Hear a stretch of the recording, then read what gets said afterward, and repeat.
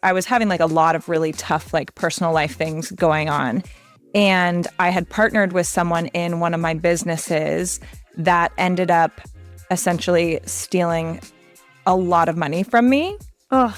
And so that happened at the very end. That like happened in like December, where I realized, oh, this person's scamming me. Welcome to Life Changing Money, a podcast all about one of the most taboo topics in the world, money. I'm your host, Barbara Strehans, and we're going behind the scenes on business owners' journeys to money, success, and wealth. Let's get started. Hello and welcome to another episode of Life Changing Money. I am so excited to have my next guest on the podcast, and I'm going to dive into just a crazy question, and then they'll find out who you are. Absolutely. Let's do it. Tell us like your rock bottom hardest moment of being an entrepreneur. Oh my gosh. Just one, right? Sorry, spoiler alert for everybody on the entrepreneurial journey. Rock bottom hardest. Okay.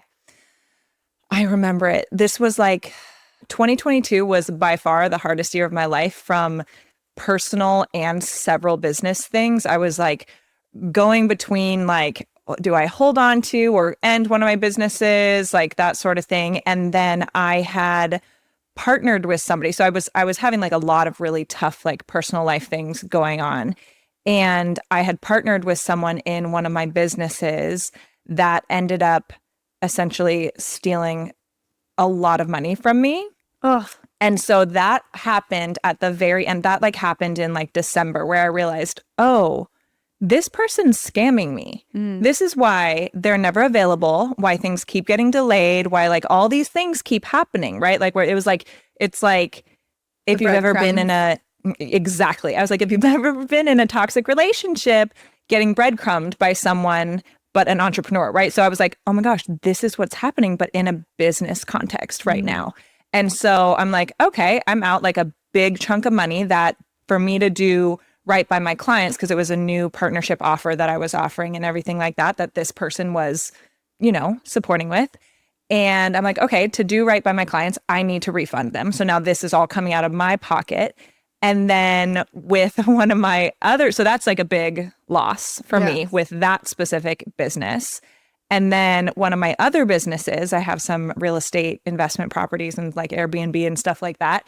And I had not realized that my permit was like, I needed to renew my permit on for my Airbnb stuff. And that permit lapsed. So I was also then at risk of like a bunch of my bookings getting canceled all within the same like couple of weeks. So I was like, oh, we've just been scammed. And now I need to like fork over like tens of thousands of dollars to clients out of my own pocket. And like my like cushion that I don't have to think about at all, I totally lapsed on that. And that could be getting yanked out from under me right now too, which I would actually really need. Long story short, refunded the money just fine, like was able to get some of it back, like just through my bank and things like that. Clients were, you know, disappointed at the situation, but like very pleased with how I handled things. And then the Airbnb stuff all worked out and nothing traumatic happened there. But it was a really exciting couple of weeks. Yeah. And we all have those moments as entrepreneurs. It's like when it rains, it pours. Yeah. I feel like that always happens. But so tell the people who you are.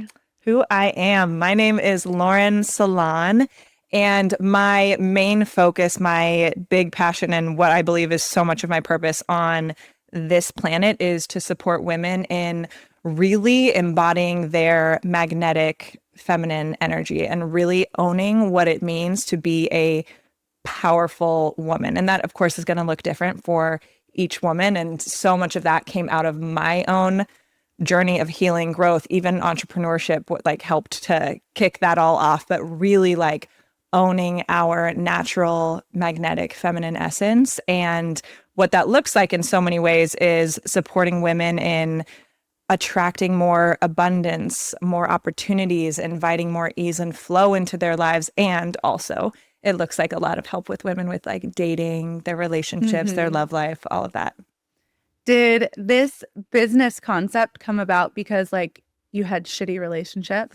I wouldn't say shitty, but yes, it came from a lot of personal experience. And it really, my own feminine healing embodiment journey and really like deep healing journey came as a result of my previous marriage. So I was married for 5 years together with my ex-husband for about 10. And I used to be, which I know so many female entrepreneurs can relate to this, very stuck in my masculine energy, very hyper independent, high achieving, driven, competitive. I can do everything myself. And look how smart I am. And look at all I've accomplished. And oh my gosh, like all this stuff, right? Which is great. Guilty. Yeah. And that's great in so many ways because like that's badass, you know? And if you don't have a good balance of it or you're not doing it in a healthy, balanced way, that feminine part of you that wants the like ease, flow, wildness, playfulness, whatever it is, right? The creativity gets neglected, right? And so we can get so out of balance and ultimately over time just feel so depleted and so exhausted on such a soul level. And so I, living most of my life in my masculine energy, high achieving, successful, making good money, like all the accomplishments, all this kind of stuff, like so confident, all that, attracted a man who is very in his feminine energy, right? And very much adapted to me. And once I, you know, we were in our relationship, married, and once I started doing a lot of my own healing work, which was around self-worth, around overachieving, around perfectionism, and I started to kind of release those patterns and as a result, like embody more of my feminine, I realized like, oh, I was occupying all the masculine space in my relationship because that's, you know, you find someone that compliments you. Yeah. And now I don't have that anchored force like in the relationship and I need that.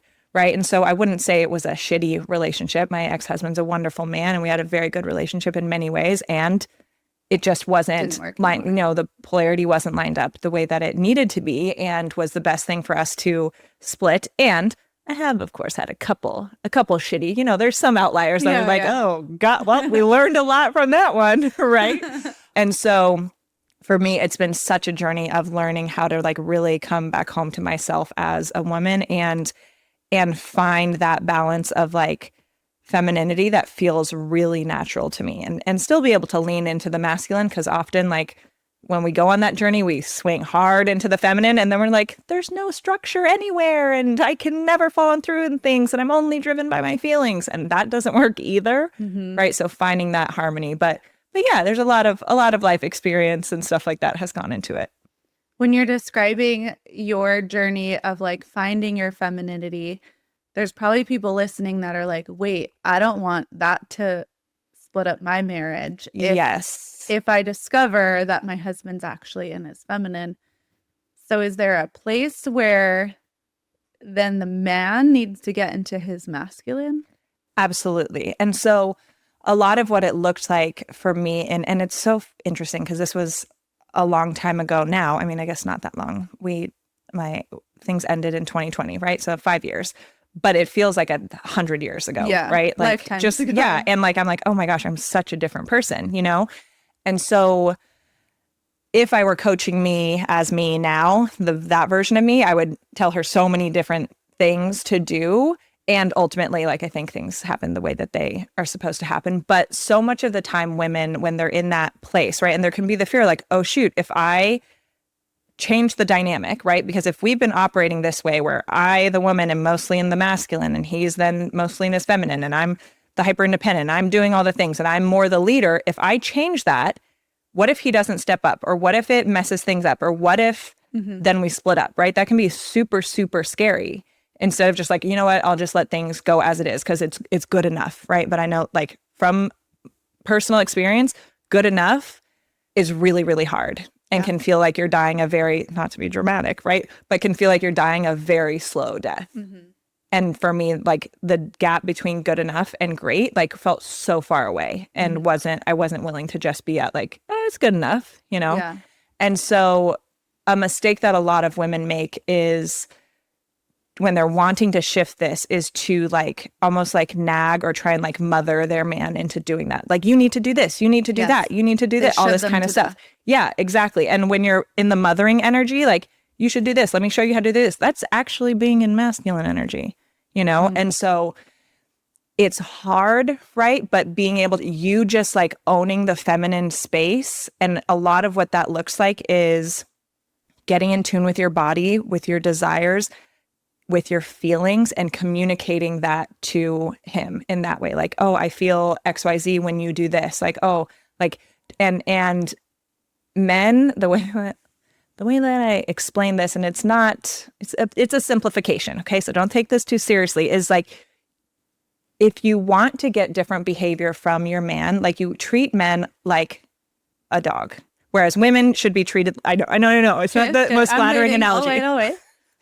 like dogs, as if you would train a dog, whereas women should be treated more like cats, right?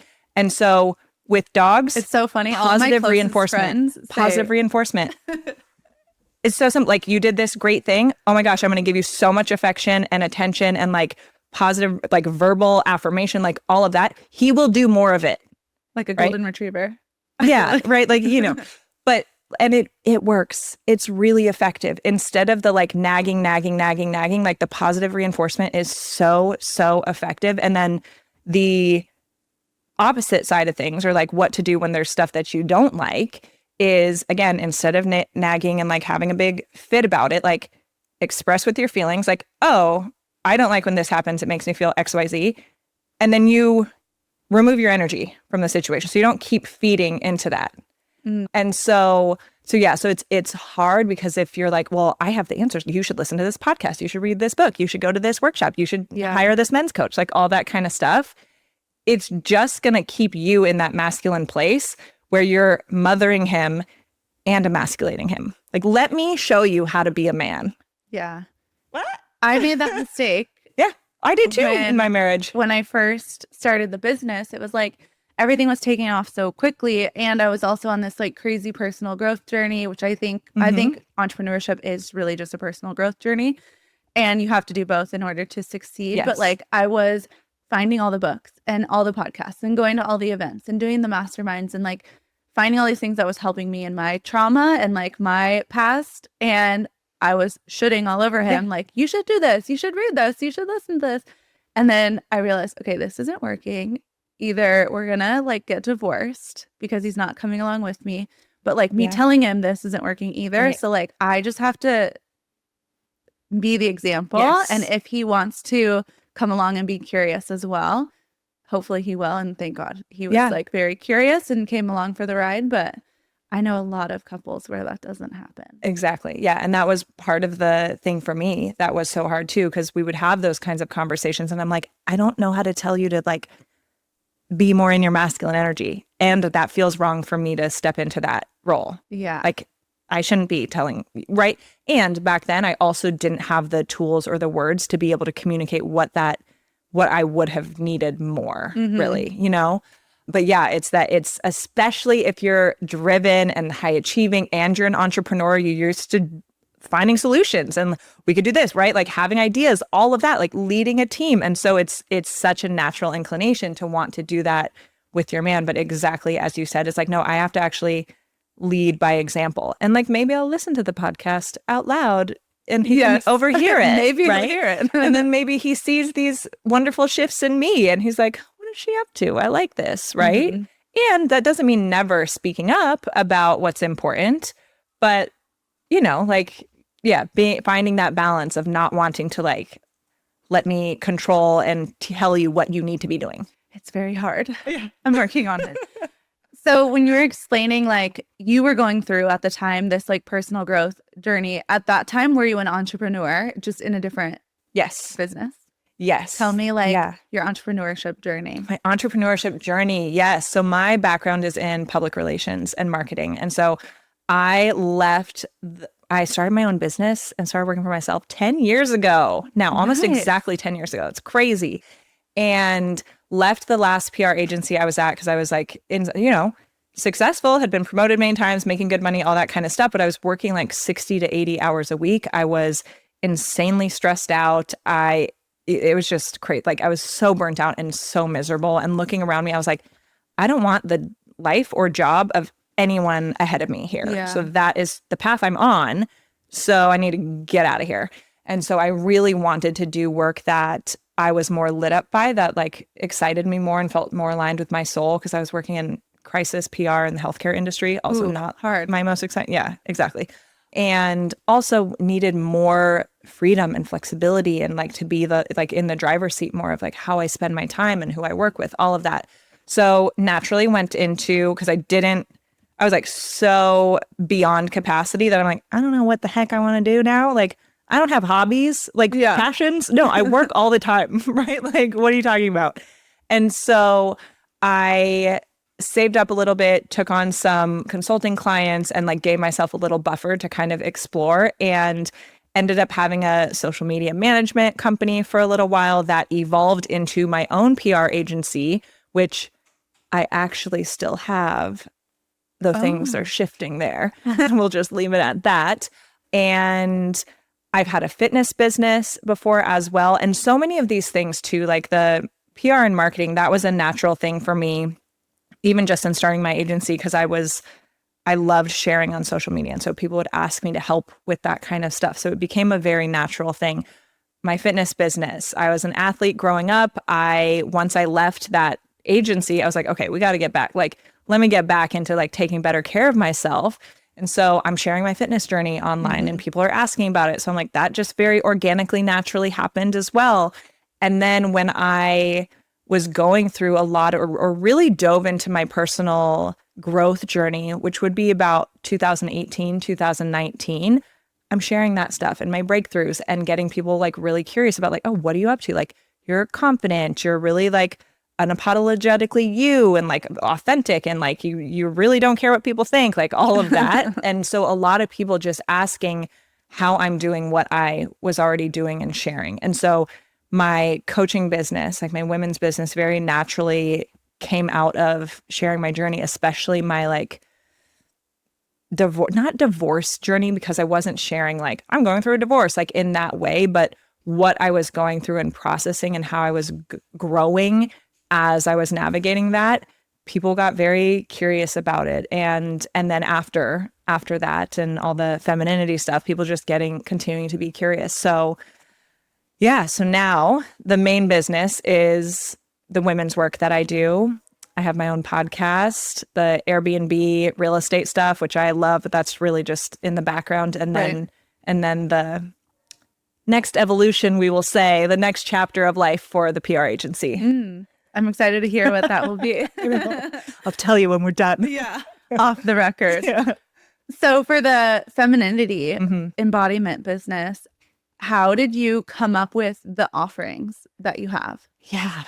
Oh my gosh, that's a great question. So it's evolved so much over the last couple years, because there was, when I started more of the like life coaching, we'll call it, it was around confidence, magnetism, self-expression. Those have always been really core things that I've taught about.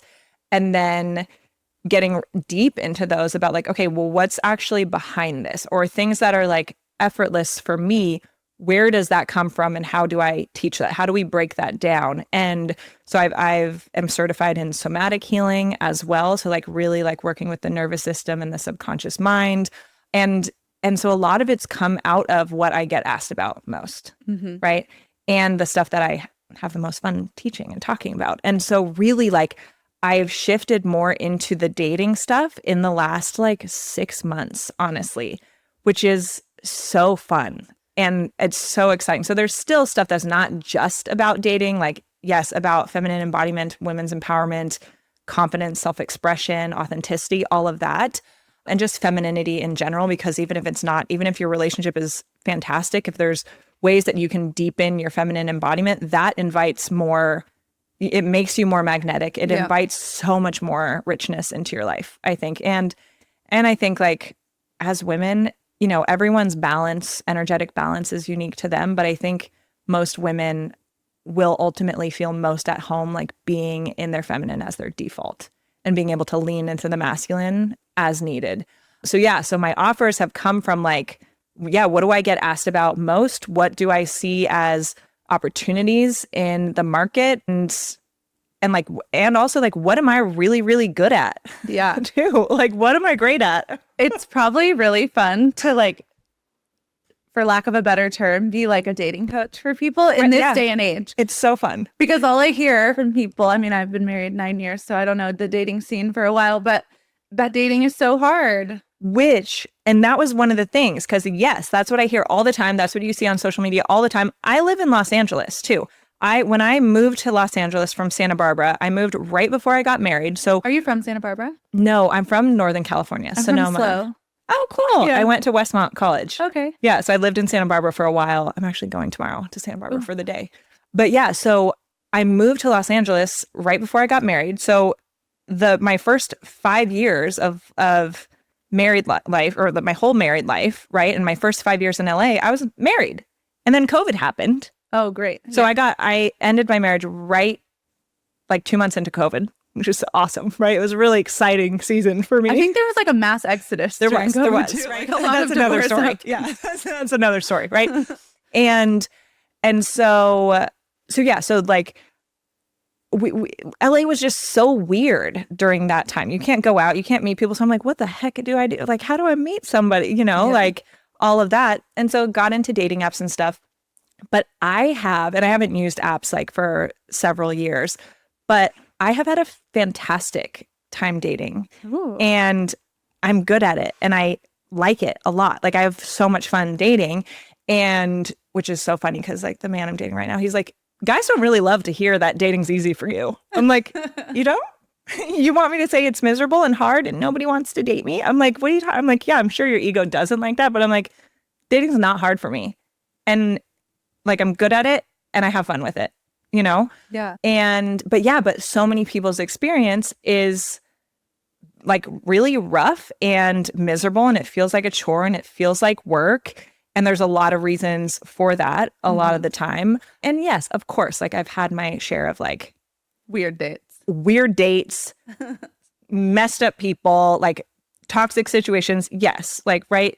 And we learn from those, and we don't repeat them too many times. Right. But yeah, overall, I'm very grateful that my dating experience has been really positive and really good. So what's like the best dating advice you could give to someone listening? I would say be very, very clear on what you want. So if and I'm going to speak to women who want to date men, be really clear on the kind of man that you want to date and be with.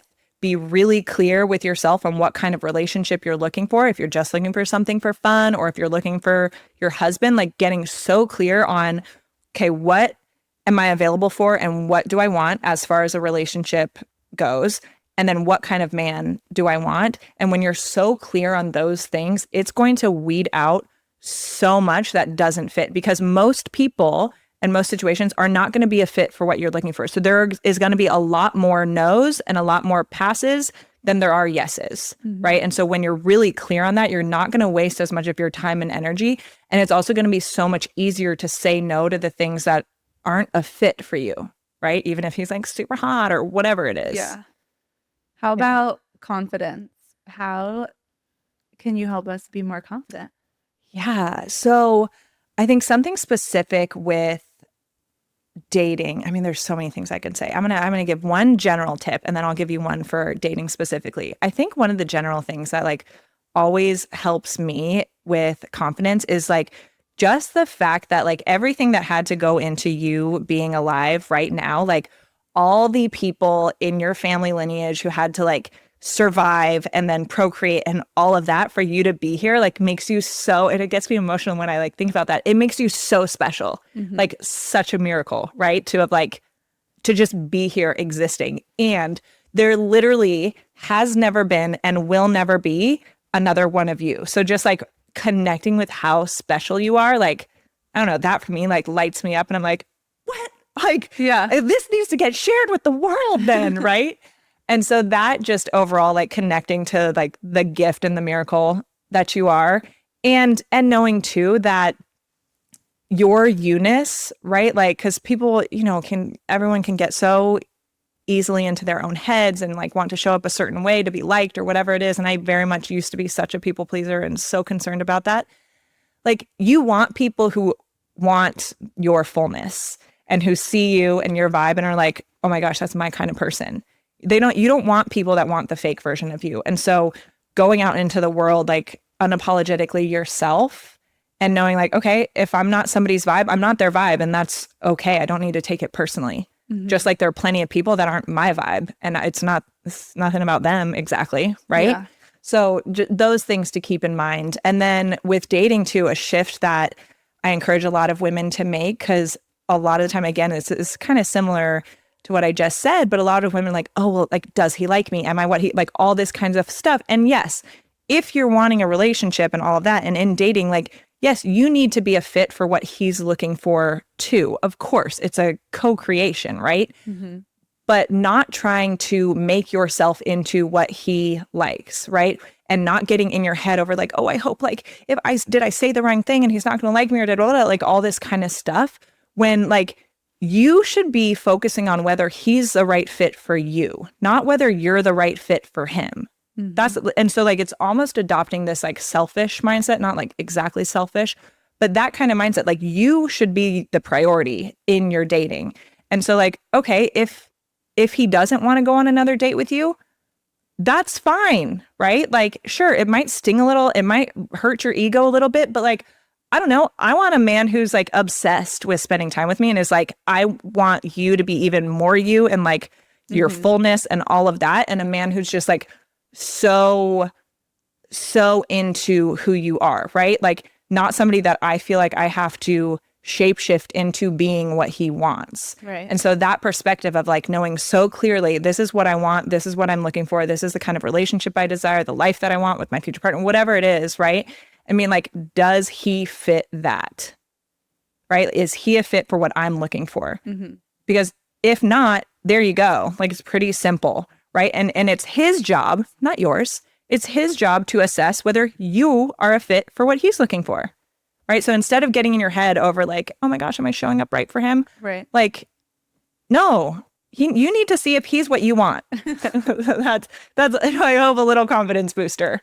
And I know that you love to coach people on magnetism as well. I would love to talk about magnetism with money and for the business owners that need to make or want to make more sales and to just bring more money in. Yeah. Absolutely. So specifically with feminine energy is the energy of receiving, right? It's receptive, all of that. And so if you're always push, go, like action, and obviously action is required, right? We're not going to act like that isn't important. But if you're always in that mode, you're not leaving space to receive, right? So making sure you have good harmony. And this is men and women too, right? We all have masculine and feminine energy within us. And so making sure that you have a good balance of the push and the output energy, the masculine energy, and the receptive being energy, the space to actually receive what's coming in.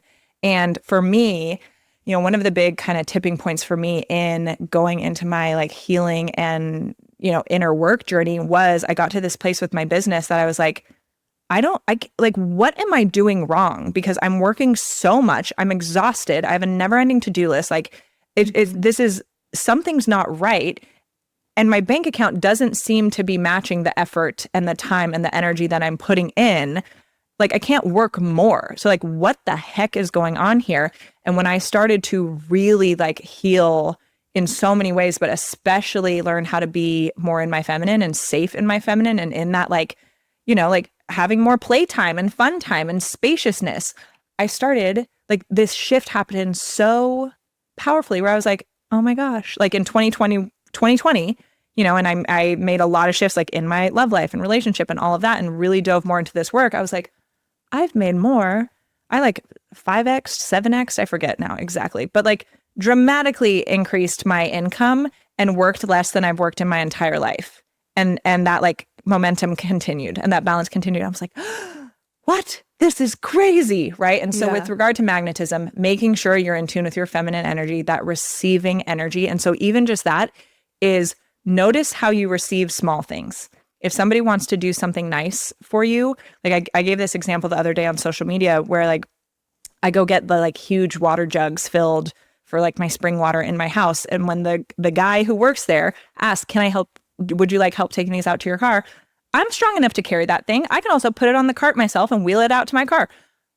But do I want to do that all the time? No. Why am I choosing to make my life harder? I want to choose actions that make my life feel more luxurious and easier and more effortless. So if this employee at the store is asking if I would like help to bring that water jug out to my car, I am saying yes, right? And so that is just like a micro example of practicing being in that feminine receptive energy, which is going to translate into other things, right?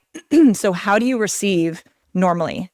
If somebody compliments you, do you go, no, I'm not, no, like, or do you immediately like kind of push it aside and compliment them back instead of just receiving that compliment, right? So those acts of receptivity and receiving, if you can't do them in small ways, it's going to be a lot harder for you to do them in big ways, right? And so then with magnetism as well, as far as money goes, it's like so driven by our desires and our emotions. So like the stuff that lights you up and that makes you feel excited and makes you feel good, you're going to be more of a magnet to those sorts of things and where that energetic force goes. Now, of course, action is a part of the equation. It's not just like, I'm just going to feel good and meditate and everything's going to happen. Sometimes that happens, right? But it requires action, but getting in tune too with like, oh, what would light me up the most? What feels best? What's the path of least resistance then to get there, instead of thinking like, oh, well, I want this money and like that kind of the end goal and like pushing to get that from a place of scarcity, instead of like, oh, what feels really expansive, abundant, and like delicious to me? Okay, and then what's the most direct path or the path of least resistance to get there? I love that. Someone told me one time as well that really hit home for me, because I was the person where like someone complimented me, I'm like, oh yeah, thanks. Yeah, like move on with my day. Or someone offers to like pay the bill and I'm like, no, right? I make my own money, like I can pay for it. And they're like, you're literally stealing someone's joy. Yes. When you say no to them. Yeah. And I was like, oh, I am, because they wanted to do a nice thing. Exactly. And it makes them feel good to do a nice thing. Exactly. So now I'm like much more aware of those things. Exactly. Yeah. It's this like, oh, if you do that for me, then I'm going to feel like subconsciously I owe you something, or like you're taking power or whatever it is. Right. And yeah, exactly. You're like that perspective shift of like thinking of that little, maybe them covering the bill or doing a nice gesture for you or the compliment, like that's a little gift that they want to give you. And you're saying, ew, no, get it away from me. Yeah.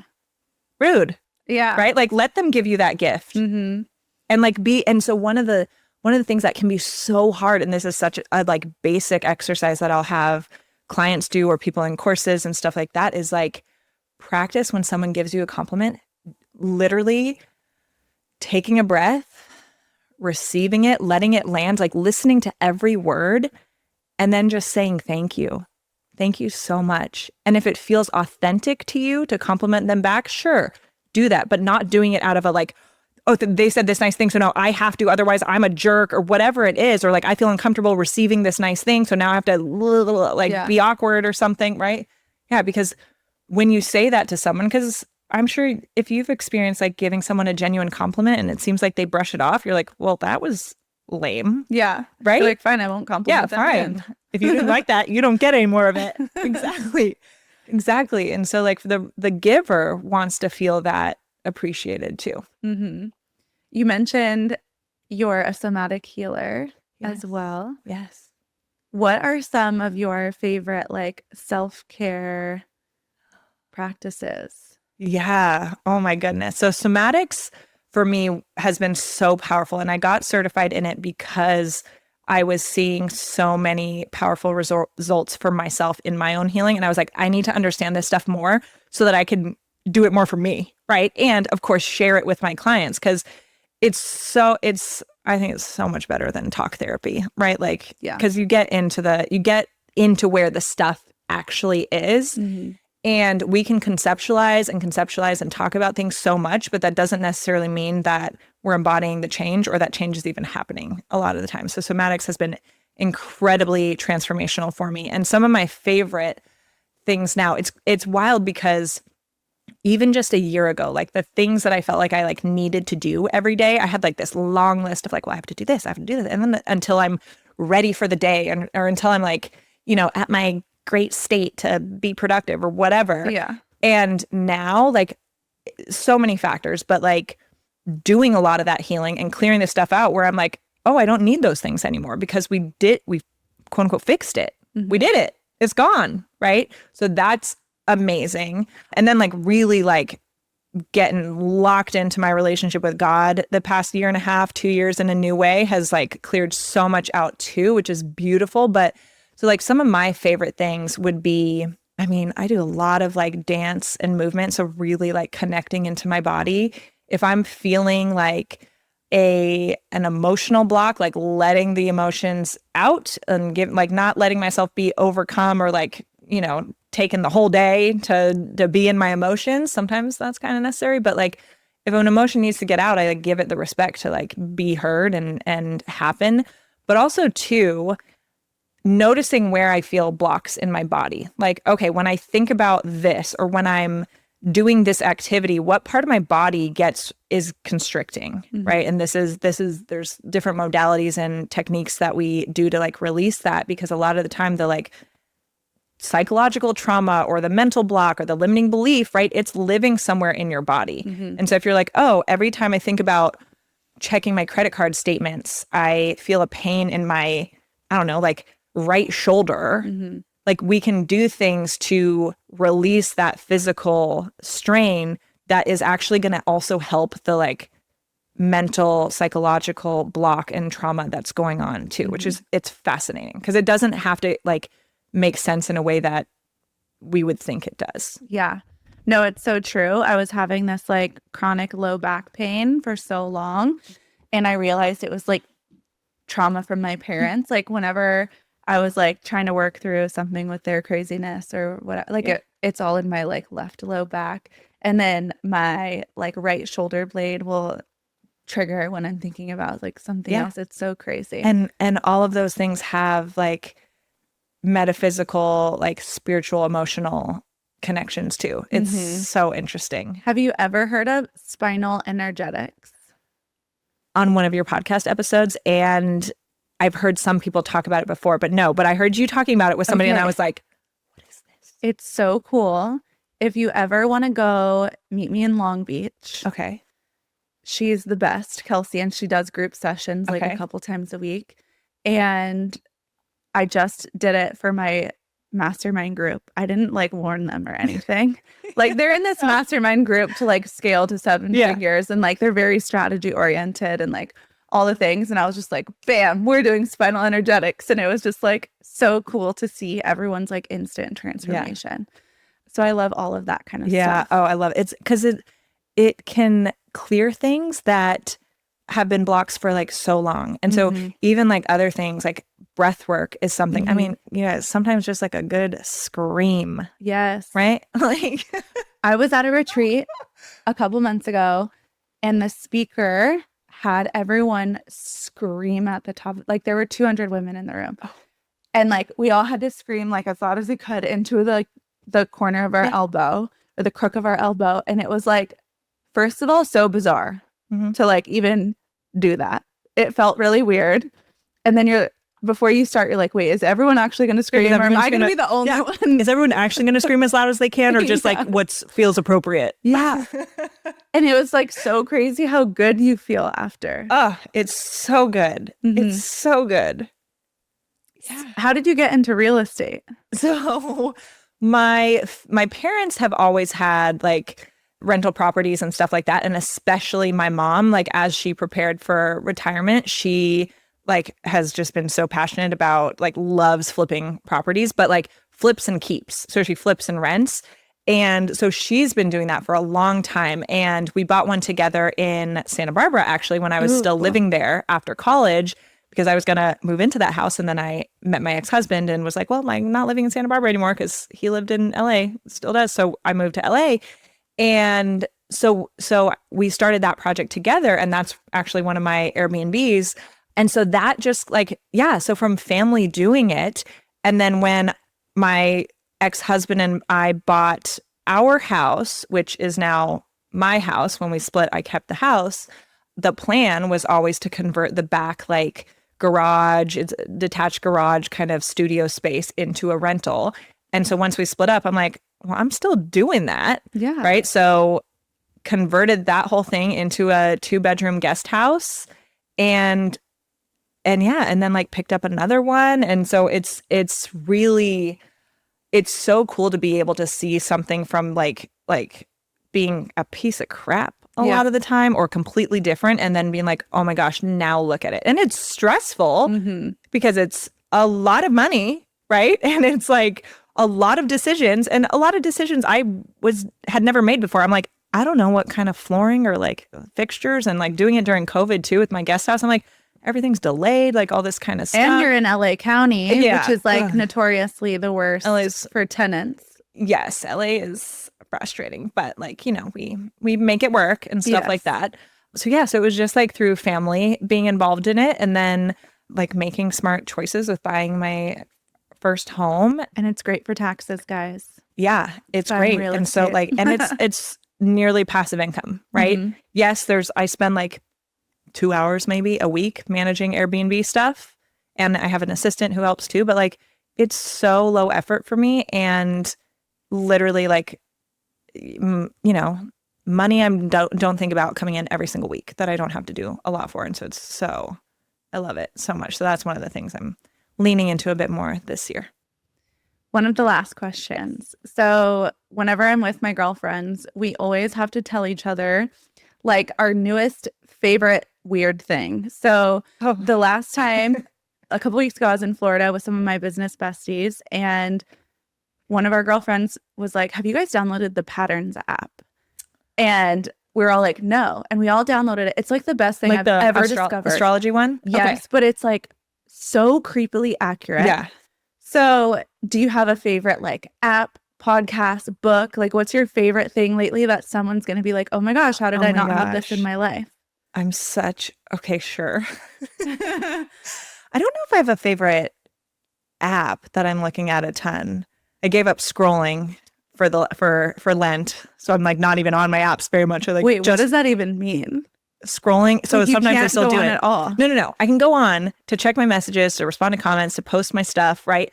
But like the second I start scrolling, I'm like, no, stop. Oh, so yeah. So I like really miss TikTok. Does stories count as scrolling? I think so. Dang it. I think technically, I don't scroll, but I story. Well, I don't know if you made the commitment. Right? No. But like it saves me so much time. Who would have thought? Yes. Who would have thought?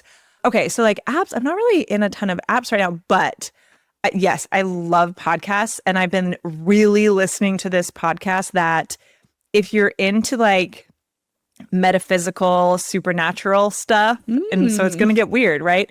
It's this podcast called The Deep End with Taylor Welch. Oh, that's a good name. Yeah. And he's Christian, but he talks about a lot of like really wild stuff with regards to energetics and supernatural things and like all of that. And so it's fascinating. So especially if you're like into like quantum physics and consciousness and all of that, it's just like, it's so cool. Sometimes I'm like, well, the first hour of that episode I didn't understand, so I'm gonna have to re-listen to that one. But it's really interesting. So I've been like really geeking out about that. Thank you. I'm gonna check that out.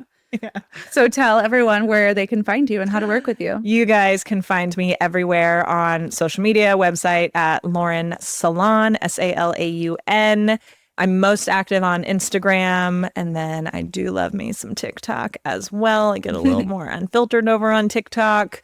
And yeah, my website has like all my stuff. As far as working with me, I have such a good resource for women. I have a texting guide that has nearly 100 texts that will activate a man's masculine energy. And it's so... I just went on your Instagram before this and I did the many chat automation. Nice. So check it out. Yeah. It's so good. It's so good. And so that I would highly recommend. And I also have a few options. Like if you wanted a quick kind of like diagnostic call with me to tell you like, oh, these are the mistakes you're making in dating. And if you like change this, right? Like we can hop on a call. I do one-on-one coaching as well. But yeah, those are all things. But I would say the texting guide is like It's real good, you guys. I can't wait to use it on my husband. Yeah. And it's the thing too, where like, even if you're in a relationship, right, you can absolutely use these things. And even though, yes, they're about texting and stuff like that, like you can also say these things like verbally in person, and they're still really effective. Well, thank you so You're much for welcome. being here. Absolutely. Thank you so much for having me. Thank you for listening to this episode of Life Changing Money. Don't forget to subscribe, and I would love if you left a review and shared it with your friends. See you next time.